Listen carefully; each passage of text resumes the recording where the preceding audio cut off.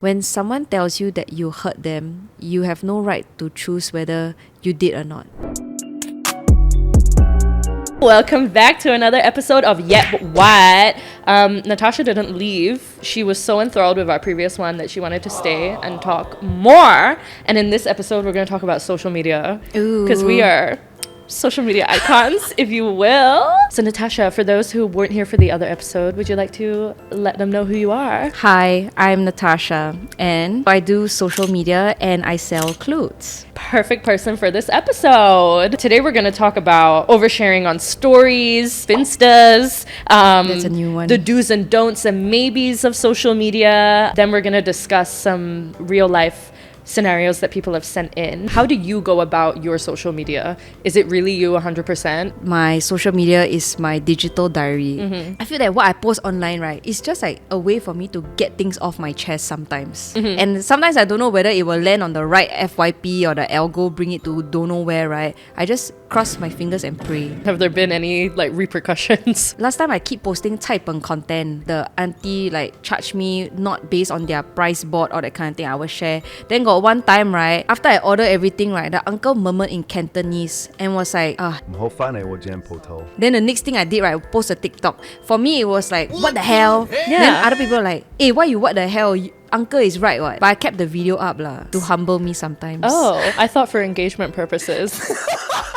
I love engaging with the trolls on those videos specifically because they have an emotional reaction. So they're going to keep coming back. But I get an emotional reaction. Okay, I must say lah, sometimes Singaporeans quite creative with their comments, the hate comments, right? That is like, I just wanna reply you, man, but I just block and move on. Okay, so you're a blocker. I'm a blocker. Me too. I've embraced it as of last year. I'm like, I love when people argue in my comments and it's like this long thread of like 100 things. All you have to do is swipe, delete, gone. Yeah. You waste your time. Yeah. No one can read that anymore. I know people who don't have those boundaries and kind of like, blocking makes you look weak. Like, Oh my god. Okay, that's an ego trip lah. blocking them is just like a cheat way out. I have to strongly disagree. You're not losing the battle. You're not You're losing actually anything. helping yourself. Yeah. Have you ever found yourself in a situation where you've had to like address something publicly that you weren't really wanting I think to? the recent one was like the Lazada campaign that went wrong, where Tell like me about that. the Lazada campaign was in the MRT, and then like everyone was like, let's be real, when you take MRT, and then like there were other accounts like they put my face like in the YouTube video to like talk about the situation, not necessarily about me but the situation, but somehow I was like the focal point. So for context, Natasha has some like satirical videos where she's like, oh, taking the MRT for the first time. Yeah. Because I've never taken the MRT. Satire is a very high level. When you see it online, it is hard to see that line sometimes. But why are people angry that I'm taking MRT But for the then first why time? are people getting so like personally involved with it? So like when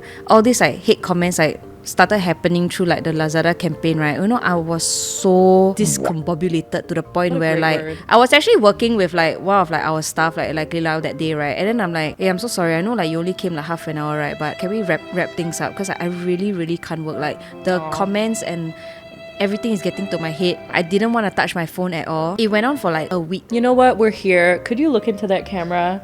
I take MRT. My favorite line is the green line. How did you end up moving on from that? Just let it slide all. Okay. After a while, right, people will find something else to hate on Yeah. or get angry about. What kind of content do you like to consume? Like ASMR food content. Then now I'm like on sourdough talk. And then I also like to follow beauty a lot. I love that. That's so different from the content that you put out. Oh yeah. Yeah. I consume content that is similar to me. Oh, okay. Like I love what? watching people's vlogs and day-to-day life, little clips of people on a podcast and like what they have to say. And like hot takes. Yeah, because then it makes me think about like what my opinion is and like my moral compass, and it's like quite self-reflective. But then I also see content sometimes where I'm like a bit too much for online, and oversharing. There are also couples who like fight and then they do on their separate accounts. I've seen it before. Oh, really? Airing your dirty laundry online, I'm not here for it lah. Unless you are completely like done with the person. Right. If you are gonna get back together, right, it's just like, where's your backbone lah? Like, But have you ever had anyone be like, oh, your social media freaks me out? I have that in dating. Some people are like, why are you talking about your dating life online? why not? Why not? I'm not sharing personal details about the men. I'm just sharing how we met and where we're going. But one of them, he knew that I did this series and I explained it to him. And then his friend sent it to him and he saw the likes and he saw the comments and he was like, oh, this is real. Like, this is real. And then he was like, cunt. I'm like, that's okay. It's not for okay. everyone. But yeah, that's actually one where people are like, why do you share about your dating life? I'm like, everyone dates what? Yeah. Like, why not? Let's talk about real life situations. Story time. What is the line between trauma dumping and venting about your life? Great question. I don't usually share the deep stuff, but sometimes I need to vent, especially on social media when I'm feeling down. Every time I do, people tell me I'm too depressing or whiny.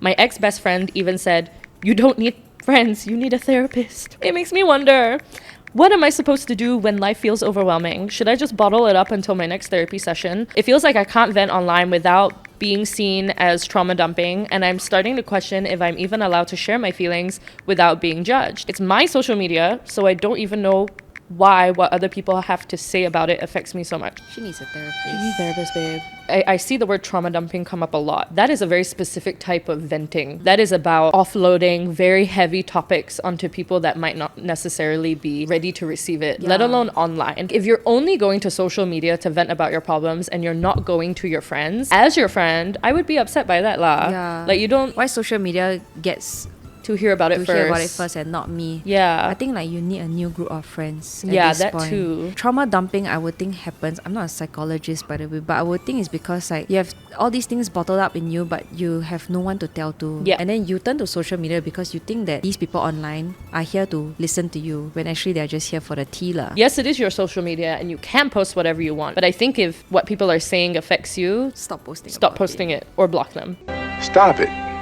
Get some help. Okay, this one is online family drama. My cousin and I had a falling out over something trivial, but instead of talking to me about it, she aired all our drama on TikTok, even going to the extent of creating a fake account just to slander my name. Okay, She wrote this, there's more. She wrote this long passive aggressive post that made me sound like I was the villain. People in our family started commenting and taking sides. And now it's blown up into this huge thing where even strangers are taking sides. I'm embarrassed and hurt, but I don't know how to handle this without adding fuel to the fire. Should I respond or just let it go? I would respond. I would get on their level. I would come out and I will Punch you in expose the this face. person. I literally would. I'm like, you want to say all this ish about me? I got things to say about you, girl. If my family are commenting on this video about me and not actually talking to me about it, you are not my family, bro. You are here for the freaking drama and I will give you drama. Go to your cousin's house and talk it out. Yeah, like knock on the door, let yourself Old school in style, and yeah. sit down and be like 1v1. Meet downstairs. Meet the block. downstairs. I think Yeah. that's crazy. So freaking rude of your family and of your cousin. You are Crazy. feisty. We have different opinions, so comments can help us out here. Story 3. My best friend ruined my private moment. When my boyfriend proposed, it was such a special and private moment. I told my best friend right away because I was so excited, but I wasn't ready to announce it publicly just yet. Oh no, I see where this is going. I wanted to take my time, share the news with close family, and decide how I wanted to post about it. But before I could do any of that, my best friend posted a picture of the ring with a caption like, "Congrats to my bestie, she's engaged." I was shocked and honestly upset. I know she was just excited, but it felt like such a personal milestone had been taken out of my hands. How do I explain to her that what she did hurt me without making it seem like I don't appreciate her enthusiasm? She's jealous and she wanted to steal your moment. We have such different. I'm just like speechless. That's what makes this so good. It's like the adrenaline. Is it adrenaline? She just got excited, lor. I don't think she wanted You to cannot steal post the until your friend posts what? Okay, but what if the proposal was like everyone was there? You know what I mean? Like it wasn't like a private proposal. I still think there is a social media etiquette where like you don't share until they share. If you're really a good friend, you would have the thought process like you. Your friend doesn't need to say specifically to you, you cannot post this until I post it. You just knew. That's because you respect your friend. That's true. Okay, fine. change my perception. Oh, I've influenced her. So how can she explain to her that what she did hurt her? Just say lor if it's your bestie. Yeah, lor. But if your bestie like claps back and be like, what the hell? Like why you feel that way? I just excited for you, but then she is not your bestie. I always go by this thing that I read. It's like when someone tells you that you hurt them, you have no right to choose whether you did or not. Yes. Thanks so much for listening, for sharing all your thoughts on social media. We do have very different thoughts on it, but like, do. I love that. But on that note, thanks for watching. If you watched till here, also comment down below. Natasha takes the MRT. Okay.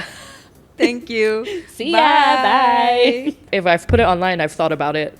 So if you're okay. upset that I put something online, just know that I put it there.